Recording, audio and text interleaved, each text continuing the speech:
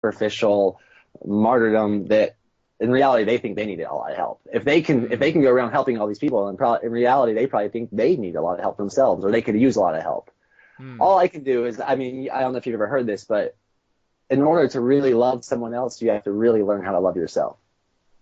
And is so demonstrated in the world with all of the crazy crap that goes on, whether it's the poverty or the war, or the greed, that a lot of people haven't learned how to love themselves. Otherwise, they would never perpetuate that type of behavior. Yeah. So I think people really need to take responsibility. And what you said is to be a creator. They need to realize that they're co-creating their life with maybe a higher, in my opinion, the creator of the universe. Absolutely. But if they believe that or not, they have to realize they have a part in their creation, that they're not just running around as a victim. And one of a guy that I know named John McMullen, who is my friend JP, learned a lot under. He once, I remember attending one of his workshops, and he was talking about the 4 levels of consciousness. 1 being literal, 2 being metaphorical, 3 being paradoxical, and then the highest level is creator. You're a creator.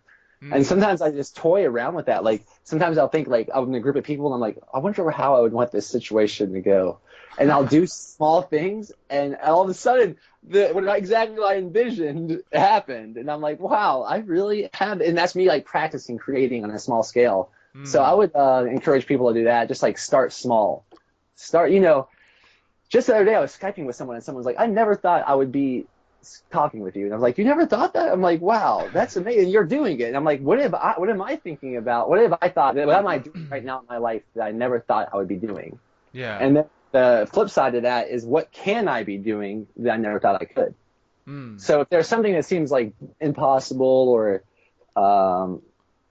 whether it's like a social situation or a physical goal or a financial goal, start taking take the first step towards that. You got to take the first step. A lot of people see this like A to Z level of success. They see like the top, metaphorically, you can like see the top of the skyscraper, and you're like, I'll never get there.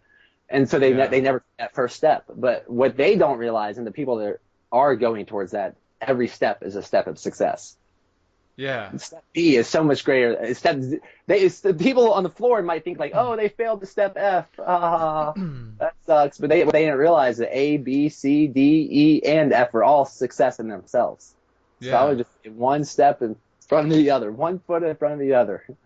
It's like jumping before you even believe it. And it's like, even if you don't believe it, jumping in and experiencing what it is that you need to experience may change your beliefs entirely. Yeah, can you imagine like a little infant? Just thinking about this for a second. There's like an infant, and I don't think infants think like this because they have much more clear thoughts, but project your adult mind onto them, and then you see like a gymnast, and you're that infant. You haven't even learned how to walk yet. If you, with an adult mind, with this conditioned mind that some of us have, we might look at that gymnast and be like, wow, I'll never get there. I can't even stand up. Like, I can barely roll over and scratch my butt. Like, how is this guy doing one-arm handstand and doing one-arm pull-ups? Like, I don't even get it. So they stay there. They stay there. And any other babies that go towards that, they'll hope they fail. Like, I hope they don't make it, because I don't see how that's impossible. But the people that are going towards that, they realize that, wow, look how much walking freedom has given me is walking. Look how much more freedom I have by being able to run. Look how much more freedom I have being able to hang and roll. And all of a sudden I'm flipping.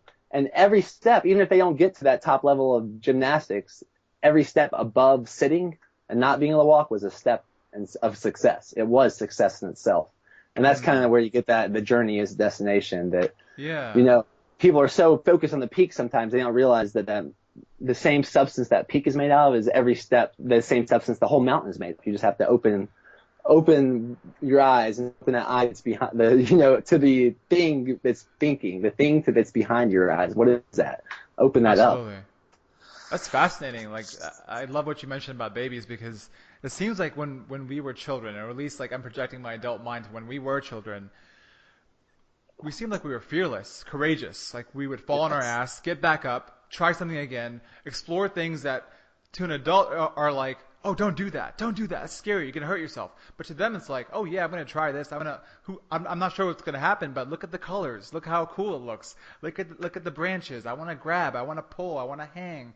Like, it feels like we lose that, or at least, like, as a society, it's like we kind of lose touch with that. And it's like getting back to that childlike sense of wonder again, and then living that throughout the rest of your adult life. I think that's like powerful. That's awesome that you mentioned For sure, man. I mean, all the sometimes we just really need to, especially people my age or older, we really need to unschool ourselves, like go back to like unlearning a lot of the things that we learned because those weren't necessarily in our best interest. And yeah, that baby, that's why I was very specific to clarify to project the adult mind onto the baby because I don't think any baby looks at a gymnast and is like, oh, that's not that good of a flip. Like I'm not even gonna think about doing that. That's like the adult thought. The baby was like, oh, I'm gonna do that. Like you just see it and you're gonna do it, and you're gonna do the steps that's necessary to do it. Dang. So like, okay? I'm curious about your process. Like whenever, as you were growing and evolving and you're developing and you're being Danimal, throughout your journey, like how did you deal with like naysayers or fear or the sense of like I'm not good enough, or like how did you deal with that? Like did you ever have those feelings of like am I even capable of X, Y, and Z? Can I do a single arm pull up? Can I speak in front of thousands of people and be a keynote speaker? Like did you ever have that? Oh yeah, for sure. And I think everyone does, and I believe that one of the best ways to deal with that is like once again being aware of it and accepting it. Some people won't even accept it; they're scared. And I found one of the best ways to really bring a high level of acceptance and awareness to it is by expressing it to others. So, and that's a major part, and you attended one of our retreats, but that's a major part of one of our retreats is all the things you don't want to talk about. Sometimes those are the most important things to express. Those are the things, those things that you want to admit to yourself, much less others, is exactly what's holding your back. That's like your inner self-saboteur that has a death grip on you. And until you can talk about all the things you don't want to talk about, then I'm not sure if you're necessarily ever free from the jail of putting yourself in a self-imposed prison of what everyone thinks about you. So yeah, I think I believe that just like me and anyone out that people might judge to be much more successful than me, they've all dealt with all those fears and those flaws, but they've kind of flipped it. They featured their flaws, they faced their fears.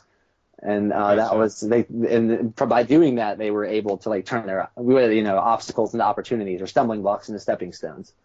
So gotcha.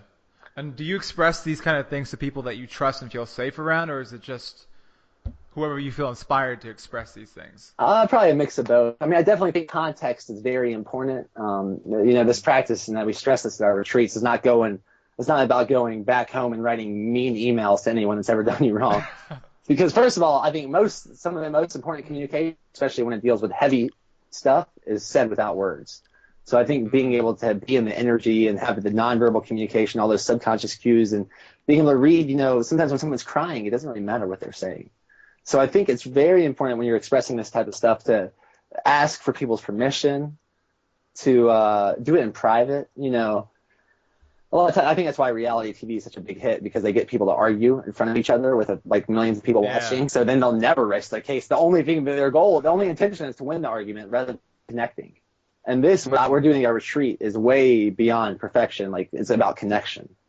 And so this is about connecting with someone and admitting that if you said, like giving yourself the freedom to say something you didn't mean because your emotions took over, and then giving yourself the freedom to take it back. Like, hey, my emotions took over here. I actually didn't mean that. I just got angry. Just give yourself the freedom to let whatever come out, and let those chips fall where they may. And you'll find out, in this little saying that I picked up from Perzan, who used to run retreats with us, is that what's most personal is most universal. And that here we are, the thing that connects us the most, like that deep empathetic love beyond all the resentments, all the hate, all the anger, all the sadness, is just this universal like love. It's love. And that's all that's left when you peel back all the layers. But that takes work, and that's scary, and it helps to have the right context for sure. Gotcha. Actually, I didn't admit this to you a long time ago, and I guess I was probably scared, but when I was on that retreat, for some reason, even though I was kind of like observing you and was interested in how you were being, I was like, I hate this dude. I think he's an arrogant and cocky. I hate him. And I was like, why am I feeling this way? And I wanted to express it to the group, and I should have done it at that moment in time. And then I was thinking back to our very small interaction at the retreat.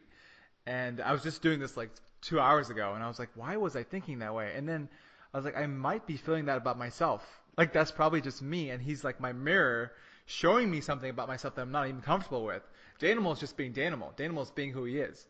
And I'm just like having this judgment. Like, why do I have this judgment? And it was crazy, and it just blew my mind 2 hours ago that that's what was going on. You mean just 2 hours You know? just from now? Yeah, it's literally 2 hours from now. And like, I couldn't figure it out. And as I'm talking to you, because like, I feel like part of the biggest thing was at the time I was like trying to impress you guys, or trying to like look cool in front of the Rawbrahs, you know, like trying to like put up this like image that I thought would be acceptable, you know?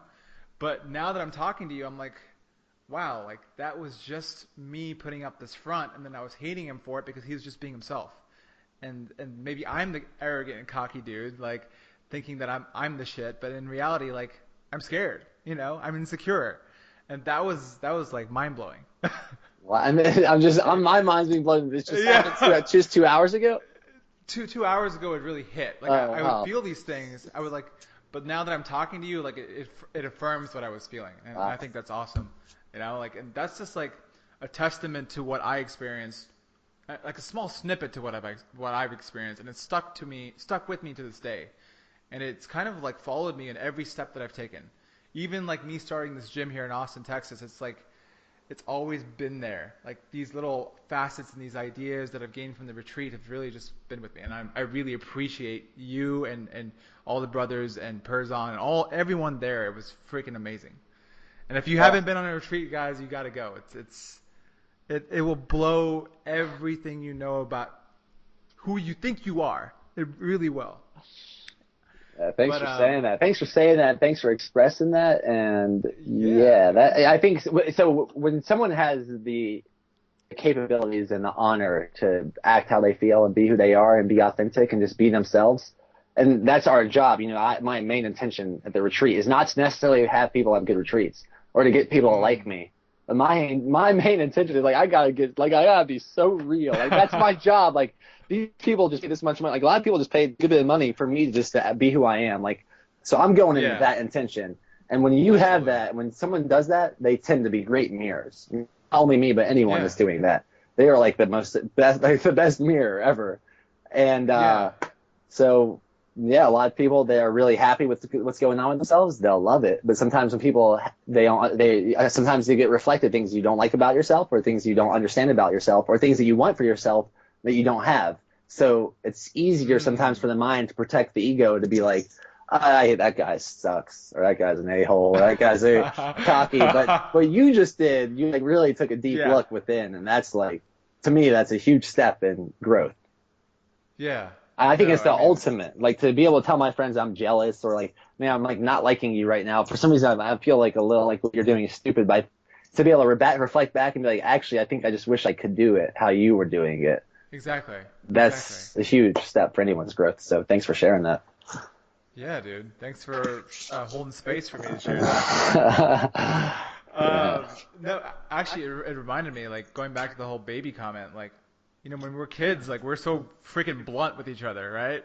We just, like, tell each other what's on our minds, and we don't care, like, what your reaction is. That's just our truth. And it's the same kind of thing. It's like, we have to have some level of tact now, but it's kind of fascinating to go back and think when we were children, like, we were just unabashedly ourselves, always ourselves. Yeah. So it almost seems that you have to keep going back to that childhood sense of being you again. Super inspirational. Watch children and animals, and actually really old people too. Like my grandma's 99, and sometimes I wonder, like, I saw that. Are these people just like right when you're born and right before, like, you know, when you're coming to an end, is like that the most authentic times in your life? And it might be. It's a great time to study people, for real. For sure. So would you call yourself like a facilitator, like purely a facilitator for people's own growth? That's a good question. You know, I just got insurance, like health insurance, and they asked me what I do. I'm like, and for layman's terms, I was like, a life coach. I guess that was the best way for it, because I don't think if I said facilitator, like what kind of facilitator, or if I'm like a tour guide, like what kind of tours do you run?